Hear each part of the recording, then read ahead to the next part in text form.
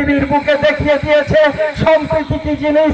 আজকে আমরা ইতিহাস পড়েছি, আমরা জানি প্রফুল্লচারী ক্ষুদিরাম প্রফুল্লচারী আজকে যিনি ছোট্ট থেকে মানুষ হয়েছিলেন, যে বাড়িটাতে তিনি লালন পালন হয়েছিলেন, যে বাড়িটাতে তিনি শিক্ষা অর্জন করেছিলেন, সেই বাড়িটা অন্য কোনো ব্রাহ্মণের বাড়ি ছিল না, অন্য কোনো উঁচির বাড়ি ছিল না, অন্য কোনো জাতির বাড়ি ছিল না, অন্য কোনো তফসিলির বাড়ি ছিল না।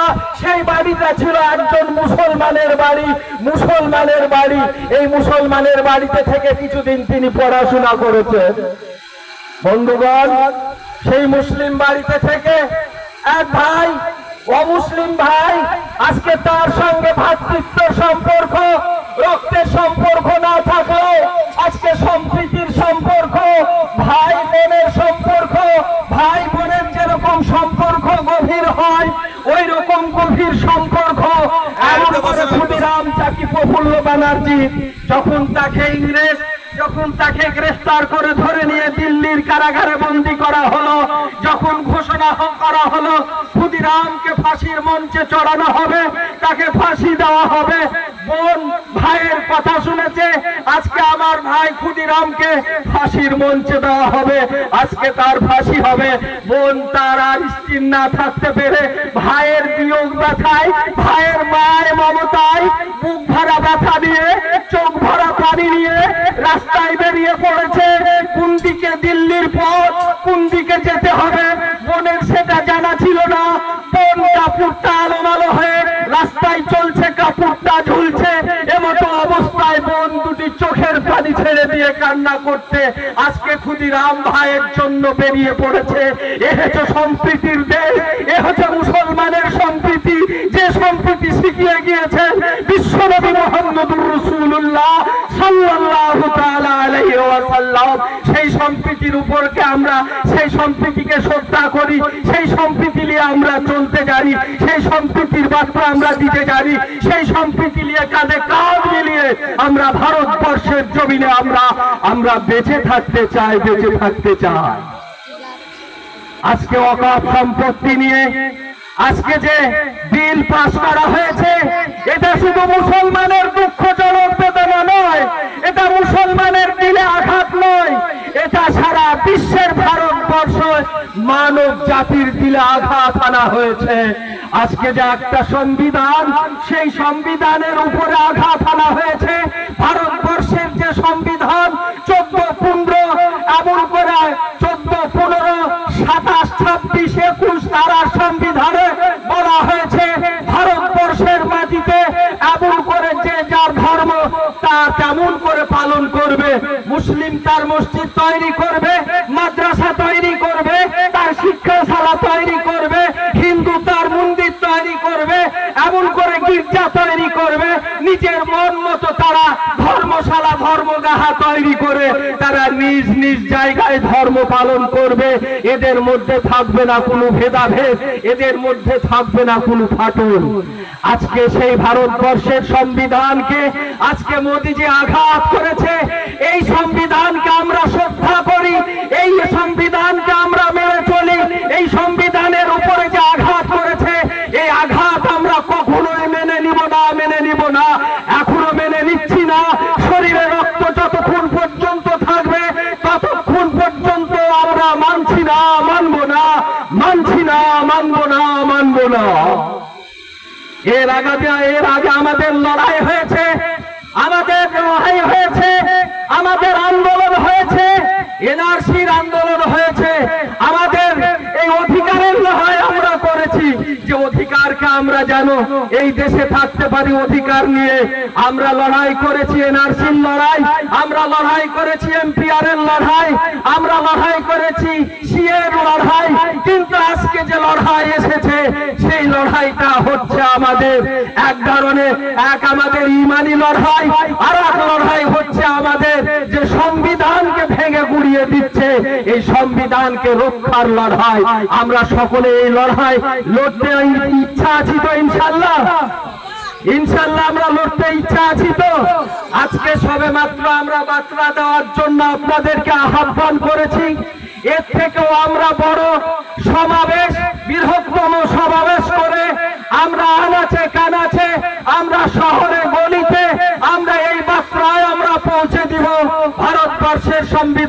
যে গুড়িয়ে দেওয়া হচ্ছে, আজকে মুসলমানদের ওয়াকফ বোর্ডকে যে ছিনিয়ে নেওয়া হচ্ছে, এই কালা কানুন বাতিল করতে হবে। এই কালা কানুন আমরা মানছি না, মানব না। এই স্লোগান, এই বার্তা আমরা চতুর্দিকে আমরা ছড়িয়ে দেব। শুধু আজকে এখান থেকে আমাদের এই আলোচনা বন্ধ হবে না, এইখান থেকে আমাদের এই সভা শেষ হয়ে যাবে না। আমরা এই সভা, আমরা পদযাত্রা, আমরা র্যালি, আমরা বিক্ষোভ আমরা করতেই থাকবো ইনশাআল্লাহ, ইনশাআল্লাহ। আজকে ভারতবর্ষে ইংরেজ আজকে 200 বছর রাজত্ব করেছে, কিন্তু ভারতবর্ষের মানুষকে এমন কোন 200 বছর রাজত্বের মধ্যে খ্রিস্টান রাষ্ট্র বানাতে পারেনি, পেরেছে? 200 বছর রাজত্ব করে ভারতবর্ষকে খ্রিস্টান রাষ্ট্রে পরিণত করতে পারেনি। মুসলমান আজকে ভারতবর্ষের বুকে 500 বছর শাসন করেছে। 500 বছর শাসন করেও আজকে ভারতবর্ষকে এমন করে মুসলিম রাষ্ট্রের রূপ দেয়নি। আজকে মোদিজি তুমি দুদিন মঞ্চে এসে, দুদিন গদিতে এসে আজকে তুমি জাতির মধ্যে ভেদাভেদ করে দিয়ে, আজকে ঐক্যের বার্তা তুমি ভেঙে দিয়ে, সম্প্রীতিকে নষ্ট করে দিয়ে আজকে তুমি হিন্দুর রাষ্ট্র গর্ব তুলছো। এ তোমার কখনো সর্বসিদ্ধি করতে দেব না, দেব না, দেব না, দেব না, ইনশাআল্লাহ দেব না। দেব আমরা দেব, রাজি আছে? আমরা কখনোই করতে দেব না, কখনোই করতে দেব না। আবু জেহেল এসেছিল, আল্লাহ সুবহানাহু ওয়া তাআলা থাপ্পড় দিয়ে পৃথিবীর মুখ থেকে বিদায় করে দিয়েছে। আজও পর্যন্ত আবু জেহেলের ইতিহাস আল্লাহ রেখে দিয়েছেন, কিয়ামত পর্যন্ত থাকবে। বিশ্বের মধ্যে যত বিশ্বের মুসলমান আছে, হজ যাত্রীরা তারা হজ করতে গিয়ে আজকে আবু জেহেলের বাড়িতে টয়লেট বানিয়ে দেওয়া হয়েছে। জনমের মতো আজকে মুসলমানেরা হজ করতে গিয়ে তার বাড়িতে, তার ভিটায় এমন করে জনমের মতো টয়লেট করে, বাথরুম তৈরি করে দেওয়া হয়েছে। আজকে নমরুদ এসেছিল আল্লাহর সঙ্গে পাল্লা দেওয়ার জন্য, আল্লাহর সঙ্গে পাল্লা দিয়েছিল। আজকে নমরুদকে আল্লাহ সুবহানাহু ওয়া তাআলা এমন করে জুতা পিটাই করে পৃথিবীর মুখ থেকে বিদায় করে দিয়েছে। এই ইতিহাস আজও আছে, কিয়ামত পর্যন্ত কায়েম থাকবে, কিয়ামত পর্যন্ত থাকবে। নমরুদ শেষ পর্যন্ত এমন করে জুতোর বাড়ি খেতে খেতে এই পৃথিবীর মুখ থেকে বিদায় নিয়ে চলে গেছে। আজকে হামান এসেছে, হামান চলে গেছে। কারণ এসেছে, কারণের সয় সম্পদ গুলাঞ্জত ছিল, সমস্ত আল্লাহ এমন করে ধূলিসাৎ করে ওইখানে একটা জনশ্বাস তৈরি করে দিয়েছে। পৃথিবীর মানুষের কাছে এটা নজির। হে পৃথিবীর মানুষ, দেখো আজকে যারা দুনিয়ার বুকে এসেছিল, যারা দাম্ভিত্য নিয়ে এসেছিল, যারা অধিকার নিয়ে এসেছিল, যারা এমন করে দেশের রাজা হয়ে এসেছিল, আজকে তাদের শক্তি, আজকে তাদের রাজতন্ত্র, আজকে তাদের গতিকে আমি আল্লাহ ধূলিসাৎ করে দিয়েছি। হামান এসেছিল, সেও বিদায় নিয়েছে। কারণ এসেছিল, সেও বিদায় নিয়েছে। আবু জেহেল এসেছিল, সেও বিদায় নিয়েছে। উতবা এসেছিল, উতাইবা এসেছিল, সুয়াইবা এসেছিল, আকরামা এসেছিল, তাদেরকে আল্লাহ বিদায় করে দিয়েছেন।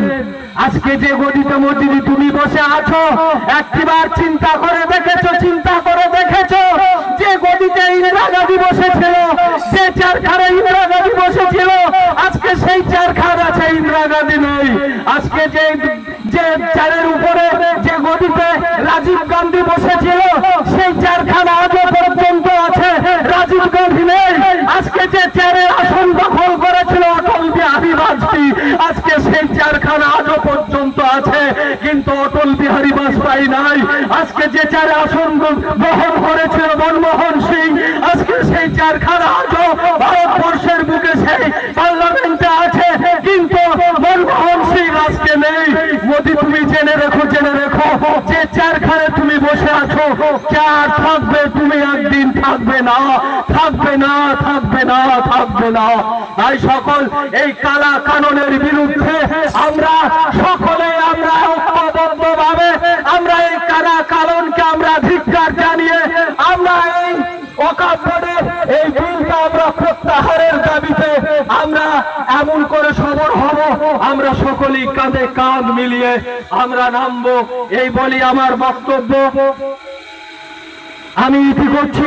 আলোচনার মাধ্যমে ভুল হলে ক্ষমা করবেন। আসসালামু আলাইকুম ওয়া রাহমাতুল্লাহি ওয়া বারাকাতুহু।